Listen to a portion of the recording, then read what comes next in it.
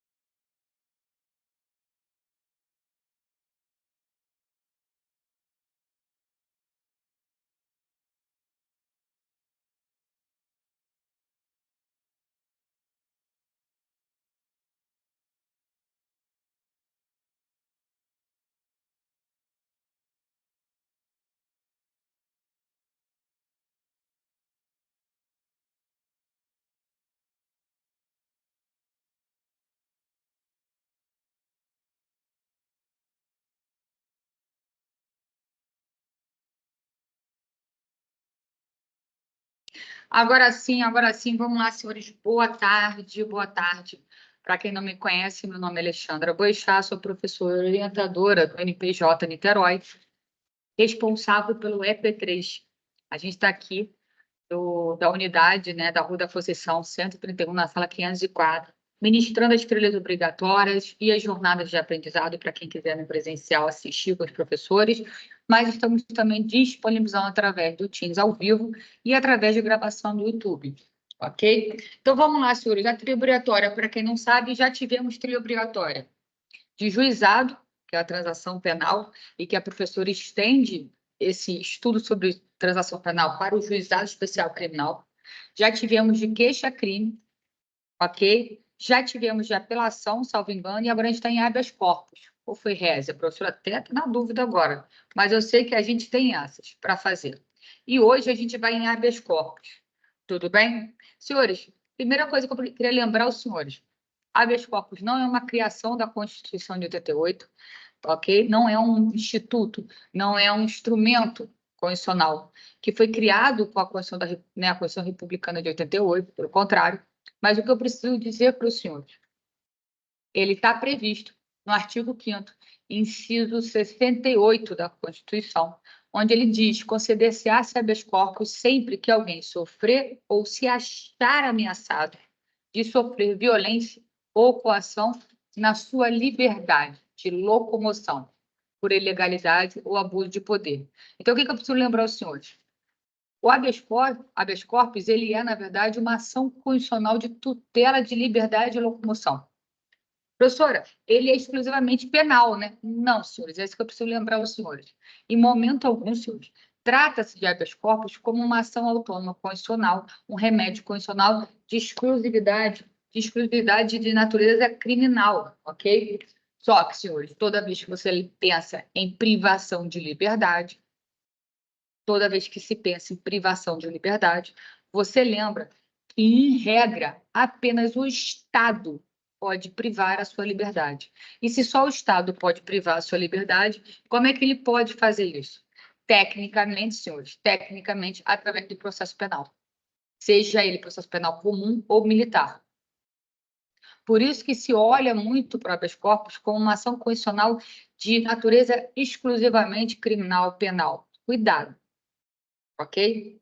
Professor, um exemplo de habeas corpus que não seja de natureza penal. Senhores, dívida alimentícia ainda se autoriza, e que, se Deus quiser, vai se permitir ainda para o resto da vida, que se autoriza a prisão civil do devedor de alimentos. Qual é o instrumento que pode buscar romper essa violação da liberdade do devedor de alimentos? O melhor instrumento sempre é o pagamento. Mas digamos que essa prisão tenha se dado de forma ilegal ou através de abuso de poder. Qual é o instrumento que busca regularizar o status de liberdade da pessoa que tem a sua locomoção privada em virtude de ilegalidade ou abuso de poder? Habeas corpus. E a esfera criminal? Não, senhores. Para quem não sabe, vara de família tem natureza recursal de Câmara de Direito Privado aqui no Rio de Janeiro, vulgas antigas câmaras cíveis. Então, cuidado. Ainda existe a possibilidade, senhor, do habeas corpus em esfera trabalhista. Mas aí vocês perguntam ao professor, ok, para o professor Flávio, para quem estiver aqui no NPJ de Niterói, ou então para o professor Rodolfo Bate, quem estiver aguentando o Rodolfo em sala de aula, que ele dá uma aula para vocês sobre a excepcionalidade que existe quanto ao habeas corpus na esfera trabalhista. Tudo bem? Então, só cuidado. Em regra, é da esfera penal? Sim, é da esfera penal. Habeas corpus é recurso? Não, habeas corpus não é recurso. Habeas corpus é ação constitucional que viola, garantia a tutela da liberdade de locomoção. Professora, como natureza de demanda constitucional, o que eu preciso me preocupar? Primeiro, senhor, o habeas corpus ele tem um procedimento sumário. O que é isso? As regras de competência, seja originárias ou de natureza recursal, eles prevêem que a apreciação de habeas corpus são reguladas sempre através de prioridades. Deixa eu explicar para vocês. Por exemplo, no regimento interno do STJ, do STF, no regimento interno do TJ-RJ, prevê-se a prioridade do habeas corpus. A gente brinca, habeas corpus tranca a pauta. A gente brinca que quando existe a pendência de apreciação de habeas corpus, você tem que necessariamente apreciar esse habeas corpus, seja liminarmente ou quanto ao mérito, antes de dar prosseguimento aos demais processos da esfera que estejam pendentes de apreciação. Apelação, reze, mandado de segurança. Ok? Professora, por isso, senhores, por isso, reiteradamente, vem se utilizando o habeas corpus através de uma forma transversa e recursal. A professora traduz o que a senhora falou. Senhores, é muito comum a advocacia brasileira fazer uso do habeas corpus como meio recursal. Objetivo, revisar sentença, revisar decisões, revisar, e vocês sabem, o instrumento próprio para revisão de sentença, em regra, é apelação. Como é em regra? Porque vocês também sabem que existe possibilidade de recurso em distrito ser usado para revisão de sentença. E sentença que extingue a punibilidade quando reconhece a prescrição, cabe reze. Olha a dica, cuidado. E aí, senhores, em regra, tá? Durante muito tempo, tem sido aceito o habeas corpus, ainda que ele tenha uma natureza transmutada, ainda que tenha se permitido que ele tenha sido utilizado no lugar do recurso. Tudo bem? Professora, mas e aí? Então, acabou. Não existe mais apelação, não existe mais reze, não existe mais embargos infringentes.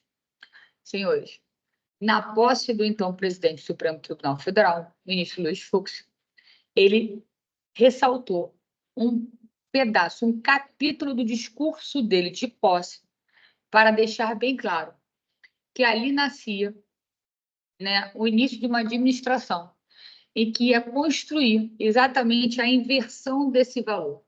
Por que a Corte Suprema? Por que a Corte Suprema? Porque o STJ hoje, eles são extremamente sobrecarregados no que consiste ao número de processos. Gostaria de lembrar, os senhores do Supremo Tribunal Federal hoje são 11 ministros. Eles são responsáveis pela gama de processos que envolve todo o território brasileiro, além da competência originária. Além de ser uma corte, única corte magna, né?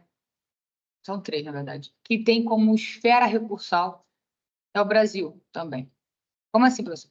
Se chega à Corte Constitucional através de escalonamento de recursos. Ela deveria ser alcançada apenas para fins de análise constitucional de interesse coletivo. Só que o nosso CPC, o nosso CPP, e não só, não, a CLT também autoriza que se alcance, né, a Suprema Corte através de recursos extraordinários. Professora, mas isso está na Constituição. Tá na Constituição. E eu sei, você mostrar para os senhores, é um equívoco do nosso viés processualista permitir que a Corte Magna, a Corte Constitucional Suprema, ela venha apreciar questões que não sejam exclusivamente de interesse nacional, apreciar casos concretos. Por isso que a gente tem problemas seríssimos quanto à prescrição de processos. Tínhamos problemas seríssimos que permitiam que penas que o ius puniendi do Estado prescrevesse, fosse extinto através da prescrição, em virtude da demora na apreciação recursal. Problema esse resolvido com a reforma do pacote anticrime, onde você já sabe que o prazo prescricional, quando interposto embargos de acordo ou interposto recurso especial ou extraordinário, ele apenas, prazo prescricional apenas será computado caso o recurso especial ou extraordinário sejam acolhidos. Caso a interposição dos recursos especiais e extraordinários sejam interpostos com intuito único e exclusivamente protelatório, ou seja, fazer o processo demorar, visando buscar exatamente impedir a execução de uma pena, ou então impedir, né, ou fazer correr uma prescrição, vocês hoje sabem que o pacote de crime modificou essa previsão e hoje o seu recurso especial ou extraordinário sendo não acolhido, não recebendo. Ou seja, o Supremo STJ vão dizer para vocês, doutor, o senhor está errado. Se o senhor está errado, o seu prazo prescricional não correu enquanto ficou aguardando esse processo, a apreciação do recurso. O prazo prescricional só vai ocorrer quando, comprovadamente, aquele recurso for acolhido. Sendo acolhido, ou seja, o Supremo STJ estão dizendo, o patrono, a defesa, tinham razão de buscar a Corte Superior e a Corte Suprema para reapreciação do caso concreto. E se ele tinha razão, o prazo prescricional tem que correr normalmente. Tudo bem, senhores? Então, o que acontece? Hoje, a gente já tem algum tempo, né, ministro Luiz Fux, quando tomou posse como presidente do Supremo Tribunal Federal, ele iniciou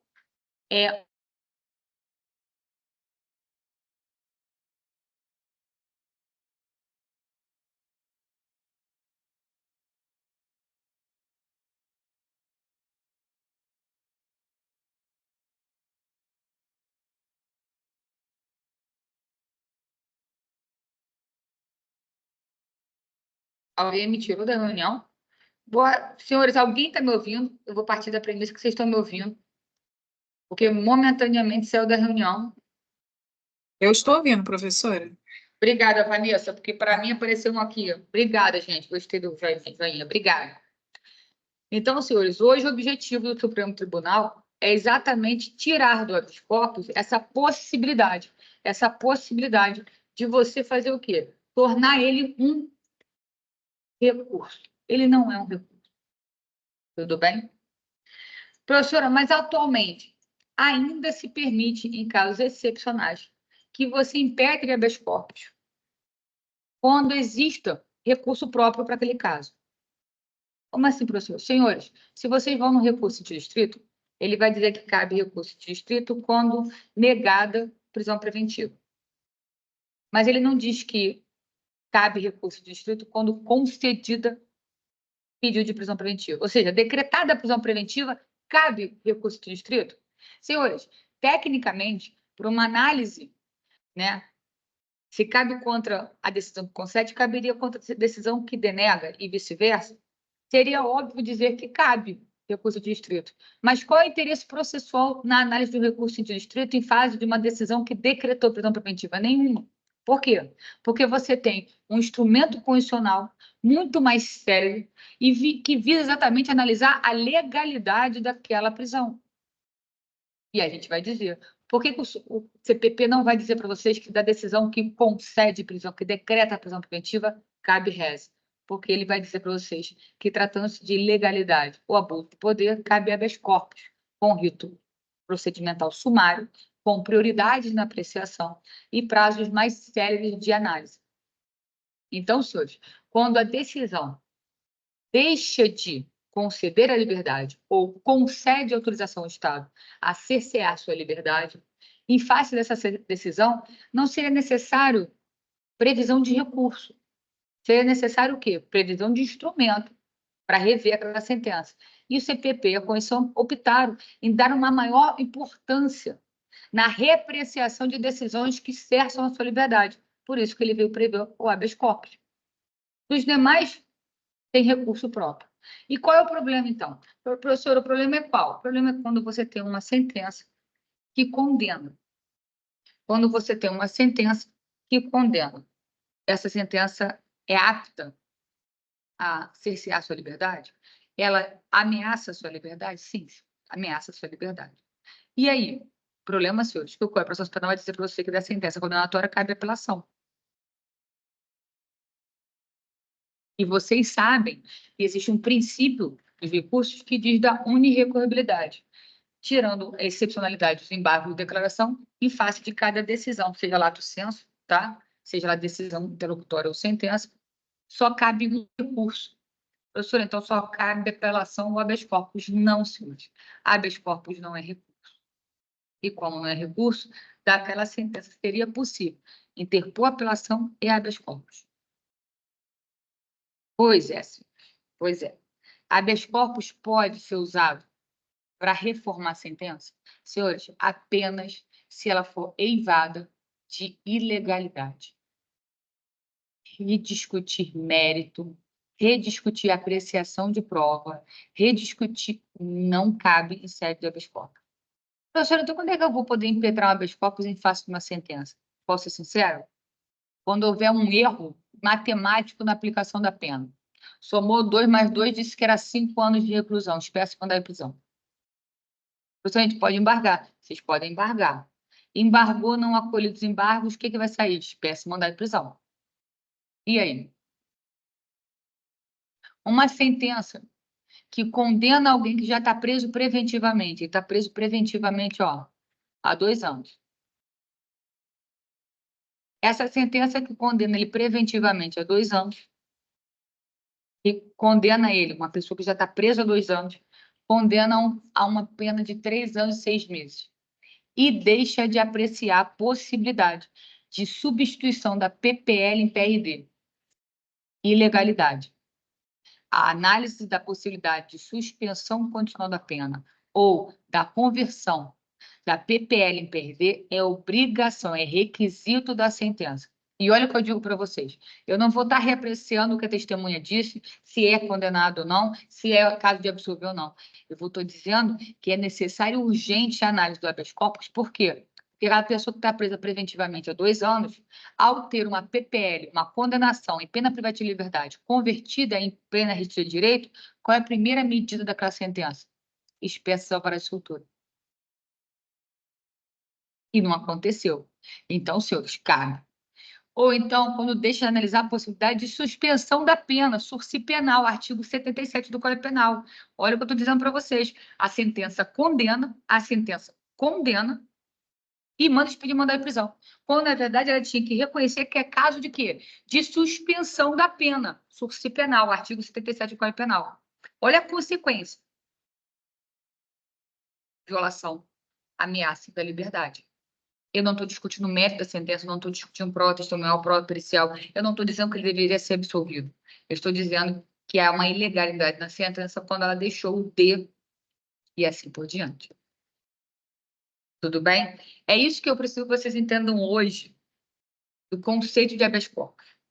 Cabia habeas corpus, caberia, senhores, em qualquer decisão criminal, porque praticamente a existência de uma ação penal ameaça a sua liberdade. A existência, para vocês entenderem, a existência de um inquérito policial, a instauração de um inquérito policial ameaça a sua liberdade. Que isso, professora? Sim, existem medidas cautelares autorizadas a serem realizadas em sede de inquérito policial, temporária e preventiva. Você pode ter a sua liberdade cerceada durante a fase do inquérito policial. Então, a instauração de um inquérito policial eivado de abuso de poder ou ilegalidade é causa de objeto de habeas corpus. Até porque, como inquérito policial é um procedimento administrativo inquisitorial, não é um processo, em face dele não cabe recurso, não existe decisão judicial. A instauração do inquérito policial é uma medida administrativa do Poder Executivo através da autoridade policial. Você vai recorrer para quem? Recorrer. Lugar nenhum. Você entrar habeas corpus, requerendo o trancamento do inquérito policial por eivado de ilegalidade. Tudo bem? E aí, senhores, é para você entender. Qualquer medida administrativa, judicial, que possa cercear o Estado, cercear a sua liberdade, autoriza a impetração de habeas corpus. Só que eu não posso de acordo com todo o andamento jurisprudencial que vem se, né, buscando hoje na jurisprudência brasileira, é substituir. Eu não posso substituir mais o habeas corpus, a apelação pelo habeas corpus, o rese pelo habeas corpus. Não posso mais. Tudo bem? Professora, é verdade que em face de decisões que não tenham previsão legal de recurso, eu teria direito a impetrar mandado de segurança? Perfeito. Vocês têm direito. Jurisprudência sedimentada de decisões irrecorríveis. O que é irrecorrível? Vocês sabem que além da unirrecorribilidade, teoria geral do recurso regula ainda, senhores, a taxatividade do rol de recursos. Não pode se inventar recurso. Se a lei não prevê que cabe apelação em face de determinada situação, que cabe recurso em distrito em face de determinada situação, se a lei expressamente não prevê, não há recurso no caso interno. Só que vocês sabem que é considerado um direito constitucional a ampla defesa do contraditório. Lembrando, duplo grau de jurisdição não está no artigo 5º da Constituição. O que está é ampla defesa e contraditório. E decisões que não são objeto de possibilidade de recurso são tidas elas como cerceadoras de ampla defesa do contraditório. Tá? E aí, senhores, é um entendimento jurisprudencial bastante pacífico de que, em face de decisões que não possuam previsão recursal, você possa, então, impetrar mandado de segurança. Aí a pergunta que eu tenho para vocês: qual é o interesse processual que você tem como defesa, a partir da premissa que você é da defesa, que você ou é defensor público, ou você é patrono do réu?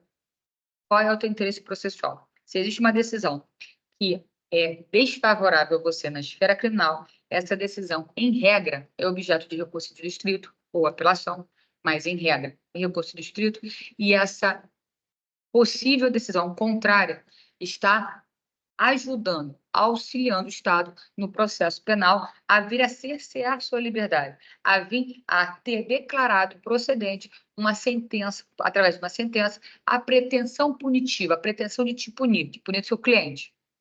Qual é o seu interesse recursal no mandado de segurança se você tem um habeas corpus?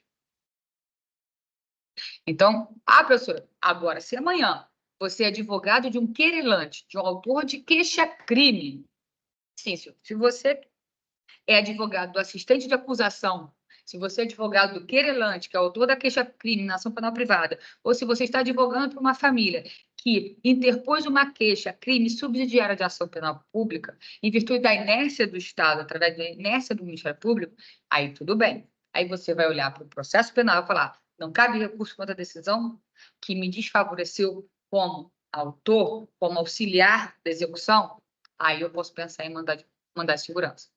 Antes disso, eu espero que vocês sempre pensem em habeas corpus. Ok? Tudo bem?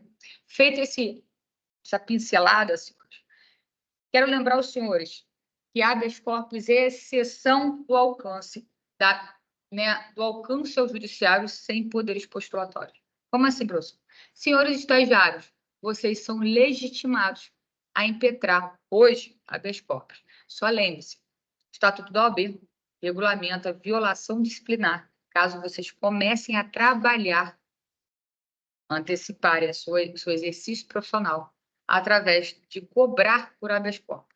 Se tornar isso uma atividade habitual, isso é infração disciplinar no Estatuto da OAB, que impede que vocês amanhã, ao serem aprovados, venham a ter acesso à sua carteira profissional.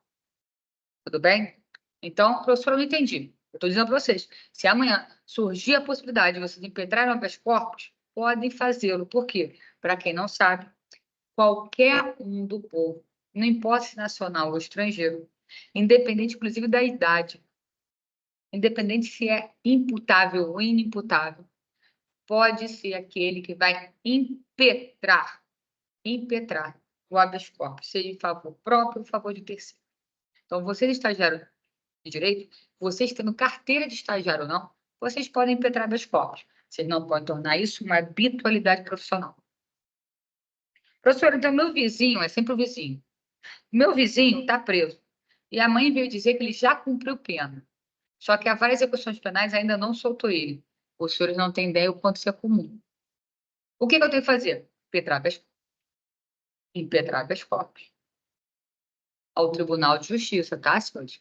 Porque se a vara de execuções penal, que é um juízo ordinário de primeira instância, é a autoridade coatora, é a autoridade que está mantendo a pessoa em cárcere, em virtude de ilegalidade ou abuso de poder, quem vai apreciar essa ilegalidade ou esse abuso de poder é a autoridade judiciária imediatamente superior. Se é o juiz da vara de execuções penais que está praticando ilegalidade, a autoridade coatora é ele. Como é que se fixa a competência de habeas corpus? É pela autoridade coatora.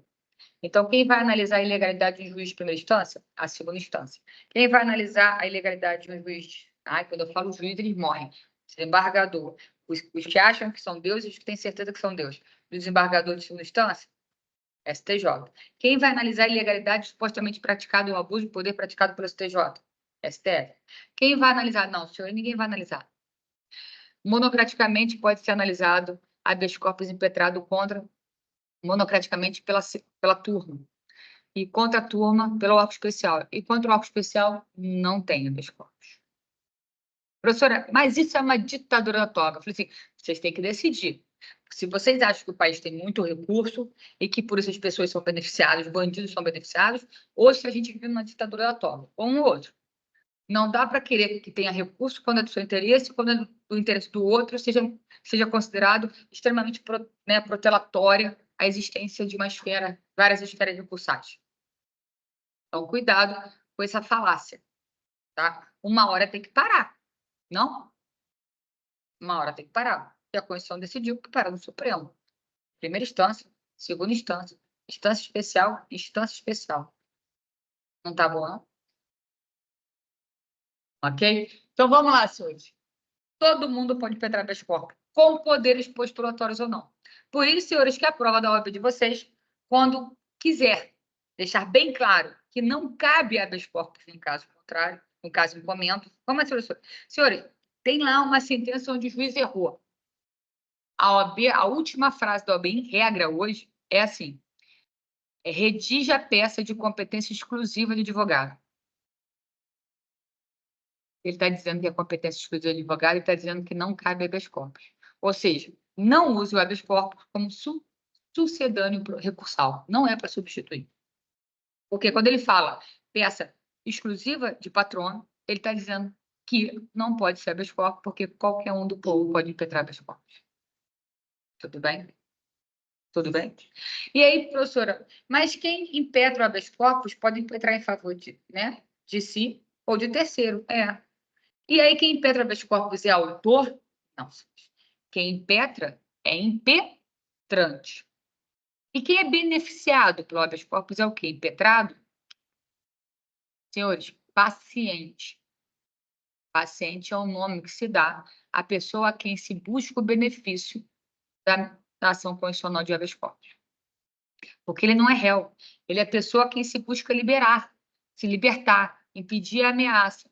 Ou então impedir que aquela prisão ocorra, porque vocês sabem, existe habeas corpus preventivo, que é para impedir que ocorra a cerceamento de defesa, como existe cerceamento de liberdade, como existe o habeas corpus liberatório, aonde se busca a liberdade de alguém que já teve ameaçada não, já teve concretizada a ameaça de cerceamento de liberdade. Tá? Então, senhores, no habeas corpus preventivo, a gente busca evitar a prisão. A evitar a prisão, um instrumento processual que vai evitar essa prisão chama-se salvo-conduto. Requer que seja impedido a autoridade policial de realizar tal prisão, razão pela qual requer a expedição de salvo-conduto. Professora, me dá um exemplo. Um exemplo, senhor. Um exemplo muito comum. Vocês têm visto muito em relação às CPIs que acontecem nesse país, principalmente a CPI da Covid, todo mundo ia com salvo-conduto para resguardar o seu direito ao silêncio. Por quê? Porque as nossas CPIs, apesar de eu acompanhar uma ou outra, a autoridade legislativa ela tem um hábito de lembrar do princípio da autorização legal de prisão em flagrante para qualquer um do povo, e naquele momento, quando determinada pessoa que é convidada a título de testemunha, se nega a falar, gostaria de lembrar aos senhores que testemunha não é convidada, testemunha é convocada. Testemunha não pode se negar a falar. E ao se negar, senhores, estaria o quê? Cometendo crime. E aí? E aí vai o deputado. Esteja preso, tô brincando. Esteja preso. Prisão em flagrante. E aí o que essas pessoas falam? As pessoas vão ao Supremo e falam: eu quero um salvo-conduto para resguardar o meu direito de permanecer em silêncio, sob pena de violar o princípio da não autoincriminação.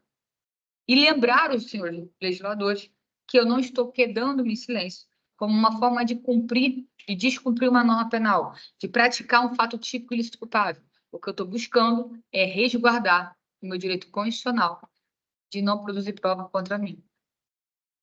E aí eles chegam lá na CPI com salvo com um caso muito emblemático que aconteceu em Niterói, outro para a RJTV na época. A gente tinha um promotor de justiça aqui em Niterói que ele tinha problemas seríssimos com as prostitutas. Só que a gente sabe, senhores, ele não tinha problema com as prostitutas, ele tinha problema com as casas de prostituição. Para quem não sabe, as casas de prostituição aqui em Niterói eram dominadas pelo batalhão da Polícia Militar. Então, esse promotor de justiça, ele não tinha problema com as prostitutas. Ele queria desconstituir todas as casas de prostituição em Niterói. Exatamente por quê? Porque era um lugar de lavagem de dinheiro e de exercício, né, abusivo do poder da PM. E aí, senhores, a gente está vendo ele militando a beça, pedindo fechamento de casa de prostituição, prendendo policiamento. De repente, ele vai para a televisão, RJTV, e diz que vai uma operação, não sei o que, noite, fazer as prisões em flagrante de todo indivíduo que estiver se prostituindo no centro de Niterói. Professor, o que tem? Ele avisa que vai fazer uma operação para combate ao crime. Que crime? Prostituição não é crime. Como assim? Prostituição não é crime. Prostituição infantil é crime e manter casa de prostituição, se beneficiar com a prostituição, com a exploração sexual de outro, é crime. Eu me beneficiar da minha, não é crime. E o que aconteceu? Choveu o habeas corpus em Niterói, porque quem era a autoridade coatora? A autoridade policial do Ministério Público. Quem é a autoridade que estava, através de abuso de poder e ilegalidade, ameaçando a liberdade das prostitutas? A autoridade policial e o Ministério Público. Eles são, teoricamente, autoridades coatoras que fazem com que... Como é que se fixa a competência de habeas corpus? Através da autoridade coatora. A autoridade coatora, nesse sentido, era o juiz de primeira instância. Primeira, segunda, terceira e quarta vara criminal. Na quarta não, a quarta é júri. Não, a terceira é júri. Então, era a primeira, segunda e quarta... Eu não lembro. 3 varas criminais em Niterói. Dessas 3 varas começaram a chover habeas corpus, até que, graças a Deus, a Defensoria Pública entrou com o habeas corpus coletivo para abranger todas as prostitutas do município. E sim, senhores, foi dado um salvo-conduto para que essas pessoas pudessem trabalhar e não serem presas. Viu? Preventivo. O liberatório, senhor, eu não preciso dizer para os senhores, né? Ele quer um alvará de soltura. A pessoa está presa, ele vem requerer o reconhecimento da questão de mérito do habeas corpus e, por consequência, requerer a expedição de um alvará de soltura. Ok? Então, senhores, quem é que é impetrante? Impetrante, senhores, é qualquer um do povo em favor de si mesmo ou de terceiro, chamado paciente. Quem é o impetrado? Senhores, o impetrado a gente chama de autoridade coatora. Ok? Autoridade coatora.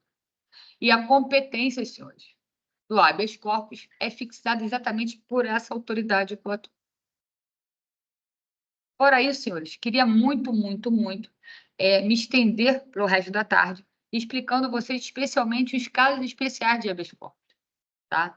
Os casos especiais, porque habeas corpus contra a decisão do juiz que decreta preventiva, você sabe que vai para a Câmara Criminal, você sabe que quando...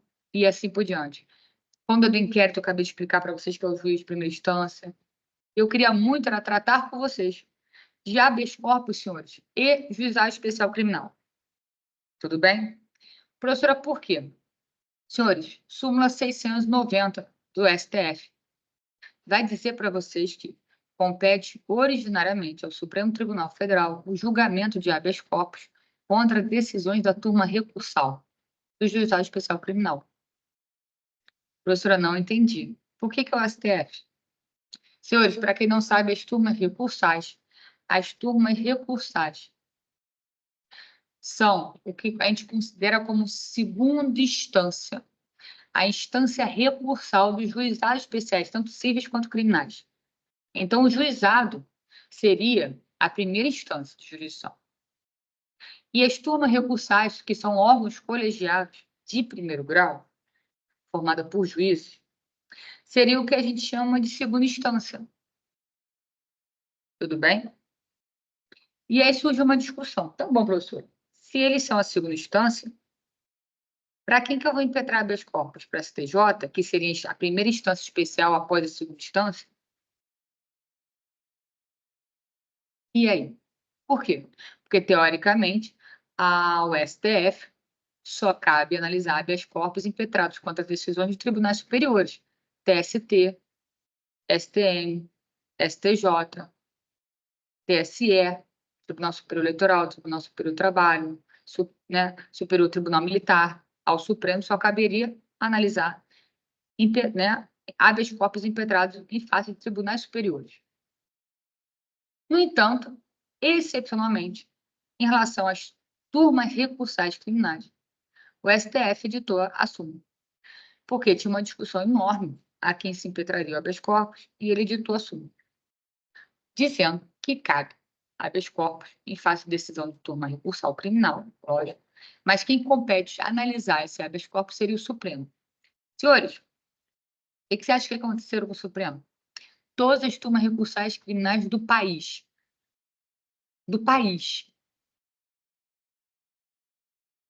Senhores, é lógico que o Supremo ficou exaurido de trabalho. Choveu habeas corpus. E esse habeas corpus tranca a pauta, porque ele tem processamento sumário. E aí? Senhores, logo depois o Supremo reavaliou seu ponto de vista, tá? Pelo amor de Deus, que é mais sagrado, e fixou que a análise de habeas corpus agora são dos tribunais de justiça locais, ou seja, em face de decisão da turma recursal criminal do Tribunal de Justiça do Rio de Janeiro, cabe impetrar habeas corpus, mandado de segurança? Cabe. E quem é o competente para apreciar esses instrumentos constitucionais? O próprio Tribunal de Justiça do Rio de Janeiro, agora na pessoa de seus desembargadores, e não mais no órgão colegiado de juízes de primeira instância, que é o caso da turma recursal. Tudo bem? Então, existe uma questão muito problemática. Por quê? Porque as turmas recursais elas não são hierarquicamente superiores ou igualitárias ou inferiores ao Tribunal de Justiça. Ok? Então, assim, na verdade, o TJRJ não tem hierarquia em face das turmas recursais. Então, ele não poderia reapreciar uma decisão. Mas a gente sabe que essa decisão foi uma decisão de política jurisdicional criminal, ou seja, o Supremo não ia dar conta. Não ia dar conta. Ok? Ainda assim, senhores, temos uma controvérsia envolvendo. Tá bom, professor, em relação à turma recursal, a gente entendeu. O habeas corpus, a turma, em face da decisão da turma recursal, vai agora para o TJRJ, TJ São Paulo, para o TJ Brasília, isso, não é mais para o Supremo. Apesar da súmula está lá. Mas e quando a análise, a autoridade coatora é o próprio juizado especial criminal? Ah, então pronto, né? Se a gente sabe que a fase recursal do juizado especial criminal compete à turma recursal, é óbvio que compete, então, a turma recursal analisar o habeas corpus impetrados. Senhores, controverso. Como assim, professor? Pois é. A gente sabe que cabe mandado de segurança e habeas corpus nos juizados especiais criminais, como cabe mandado de segurança nos juizados especiais civis, até porque, senhores, não existe possibilidade de recurso contra decisões nos juizados especiais, tanto civis quanto criminais, não tem previsão de agravo, não tem previsão de reza. Então, são decisões irrecorríveis. Então, se são decisões irrecorríveis e nós temos o direito constitucional para defesa contraditório, então nasceria dessa ampla defesa contraditória e dos recursos inerentes a ela, autorização de um duplo grau de jurisdição que fosse. Então, cabe mandado de segurança ou habeas corpus contra decisões, por exemplo, irrecorríveis. Só que, senhores, como o juiz singular do juizado é a autoridade coatora, automaticamente todo mundo fala, pô, juiz singular tem que ser apreciado por desembargador.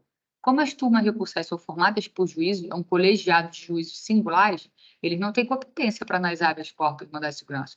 Por isso, mandado de segurança e habeas corpus em face de juizado especial criminal, tem que ir para o TJRJ direto, tem que ir para o Tribunal de Justiça direto.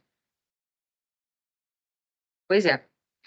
Mas o Supremo Tribunal Federal entendeu, tanto no caso do mandado de segurança quanto do habeas corpus, que a decisão do juizado especial civil ou criminal é passível de ser revista pela turma recursal, seja em sede de recurso nominado, seja em apelação, seja em habeas corpus ou mandado de segurança. Tá, senhores? Então, essa questão é a que eu gostaria de deixar bem claro para os senhores, tá? Bem claro. Queria muito me postergar, mas já estou sendo chamada a atenção no NPJ, e já está 50 minutos falando, e a gente não, eu estou falando sem parar, mas fica aqui a dica. Quem quiser, vai ser uma honra poder disponibilizar material para vocês. Fala no particular com a professora hoje já pode aplicar o simulado da turma, disponibiliza para vocês, que a professora tem que correr agora para aplicar simulado. Mas queria deixar bem claro aos senhores que não deixem de ler teses do STJ e habeas corpus. Para quem não sabe, STJ e STF possuem uma jurisprudência em tese. É um instituto, você chega lá, jurisprudência, vai estar lá, jurisprudência em tese. Se você botar habeas corpus, eles vão apresentar 15, 20, às vezes 30 temas de definição jurisprudencial a respeito de um tema. E o habeas corpus tem ele. Para quem não sabe, tem de tudo. Habeas corpus da segurança, crimes em espécie. Se você botar lá, crimes de patrimônio, temas, jurisprudência em tese, vai aparecer lá, são 3 ou 4 livros sobre jurisprudência a respeito de cada crime patrimonial. Então, fica a dica. Tá bom? Senhores, mais uma vez peço desculpa por me estender na aula. Espero que tenha sido proveitosa para os senhores. Não deixem de apresentar, ok? Resumo, apreciação. Imagina, Vanessa, obrigada a você. Não deixe de apresentar aquele resumozinho para poder valer como trilha obrigatória. Lembrando, essa não é nossa última trilha. Não se esqueçam. Vai ser sempre pelo Teams ou presencial aqui na 504. Quem quiser vir tomar um café com a professora vai ser um prazer. Mas não deixem de assistir. Avisem os colegas que vai estar disponível até o final de semana no YouTube. Ok? Senhores, foi um prazer estar com vocês, um prazer brincar com vocês. E para quem acredita, fique com Deus. Uma boa semana para todos nós.